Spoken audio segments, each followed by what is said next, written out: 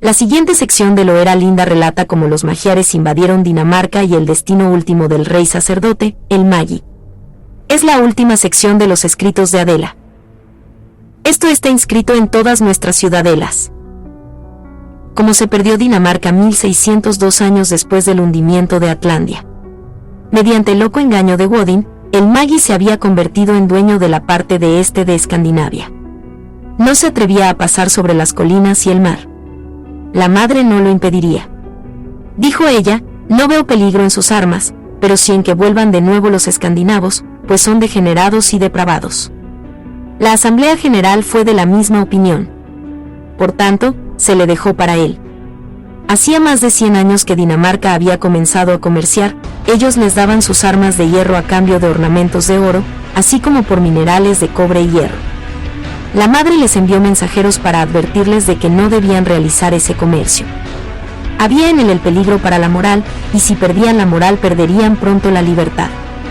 Pero los dinamarqueses no le prestaron atención. No creían que pudieran perder su moral, y por tanto, no la escucharon. Al final ellos mismos se encontraron faltos de armas y elementos necesarios. Y esta dificultad fue su castigo.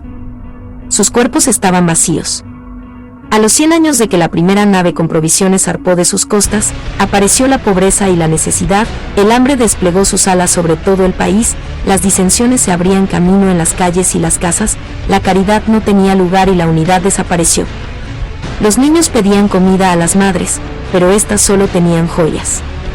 Las madres suplicaban a los nobles, pero los nobles nada tenían para dar, y si lo tenían lo ocultaban. Debían vender las joyas, pero mientras los marineros estaban fuera con ese propósito, llegó el hielo y cubrió con una capa el mar y el estrecho. Cuando el hielo hubo hecho el puente, cesó la vigilancia en la tierra y la traición tomó su lugar. En lugar de vigilar las costas, pusieron caballos en los trineos y marcharon hacia Escandinavia. Entonces los escandinavos, que deseaban las tierras de sus antepasados, vinieron a Dinamarca. En una noche clara se encontraron. Dijeron que tenían derecho a las tierras de sus padres, y mientras estaban luchando por ellas, llegaron los fineses a los poblados indefensas y se llevaron a los niños. Como no tenían buenas armas, perdieron la batalla, y con ella la libertad, y el Magi se convirtió en señor.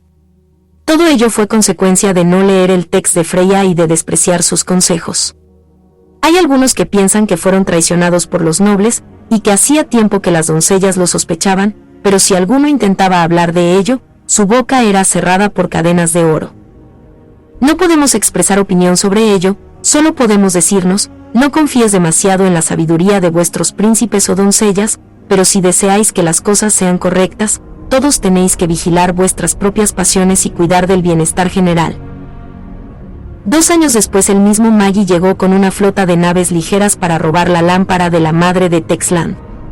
Llevó a cabo esa mala acción en una tormentosa noche de invierno, cuando el viento rugía y el granizo apedreaba en las ventanas. El vigilante de la torre oyó el ruido y encendió la antorcha, pero cuando la luz cayó sobre el bastión vio que hombres armados habían pasado ya la muralla.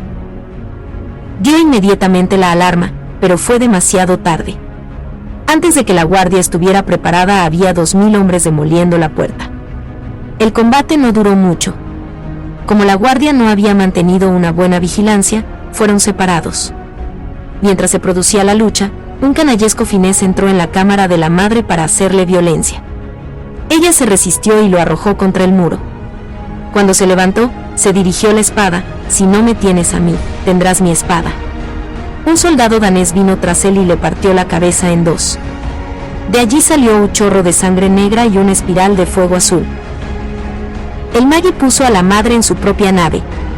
Cuando estuvo bien para hablar claramente, el Magi le dijo que iba a zarpar con él, pero que mantendría su lámpara y sus doncellas, y que tendrían una posición superior a la que había tenido nunca. Además, le dijo que, en presencia de todos sus jefes, iba a preguntarle si iba a convertirse en el jefe de todos los países y pueblos de Freya, que ella debía declararlo y afirmarlo, o él le daría una muerte dolorosa. Luego, cuando hubo reunido a todos sus jefes al lado de la cama de ella, le preguntó en voz alta, Fraña, puesto que eres profeta, dime si voy a ser el dueño de todos los países y pueblos de Freya. Fraña hizo como si no hubiera advertido su presencia, pero al final abrió sus labios y dijo, Mis ojos están oscuros, pero otra luz nace en mi alma. Sí, lo veo. Escuchar a Irta, la tierra, y regocijaros conmigo. En el tiempo del hundimiento de Atlandia, el primer rayo del Yal estaba en lo alto. Tras eso descendió, y nuestra libertad con él. Cuando 2 rayos, o 2000 años, hayan girado, surgirán hijos que habrán sido engendrados de la fornicación de los príncipes y sacerdotes con el pueblo, y darán testimonio en contra de sus padres. Todos caerán asesinados, pero lo que han proclamado durará, y dará fruto en los pechos de los hombres capaces, como buena semilla que está enterrada en vuestros pliegues. Pero a los 1000 años descenderá el rayo y se hundirá más profundo en la oscuridad y en la sangre derramada sobre vosotros por la perversión de los príncipes y sacerdotes. Tras eso, el amanecer comenzará a brillar. Cuando perciban esto, los falsos príncipes y sacerdotes lucharán contra la libertad, pero la libertad, el amor y la unidad tomarán al pueblo bajo su protección y lo sacarán de la vil charca. La luz que en un principio solo era un destello, se convertirá en una llama. La sangre de los malvados fluirá sobre vuestra superficie, pero no debéis absorberla. Al final la comerán los animales envenenados y morirán por ella. Todas las historias que se hayan escrito en alabanza de príncipes y sacerdotes serán arrojadas a las llamas. Desde entonces vuestros hijos vivirán en paz. Cuando hubo terminado de hablar se dejó caer.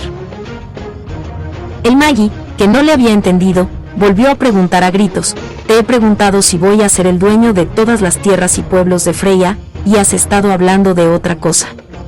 Fraña se incorporó, lo miró fijamente, y dijo: antes de que han pasado 7 días tu alma frecuentará las tumbas con los pájaros de la noche, y tu cuerpo estará en el fondo del mar.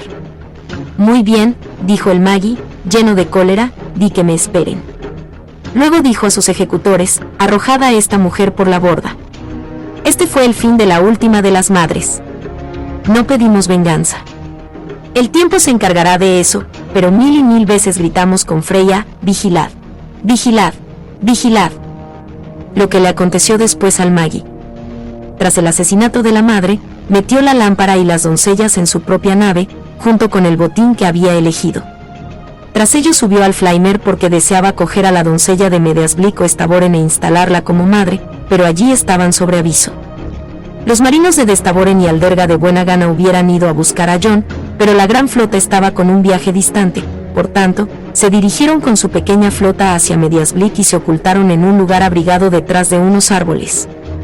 El Magi se aproximó a Medeasblic a plena luz del día, mas sus hombres, intrépidamente, asaltaron la ciudadela. Pero cuando desembarcaban, nuestro pueblo salió de la ensenada y disparó los arcos con balas de trementina encendida contra la flota. Apuntaron también que muchas de las naves ardieron inmediatamente.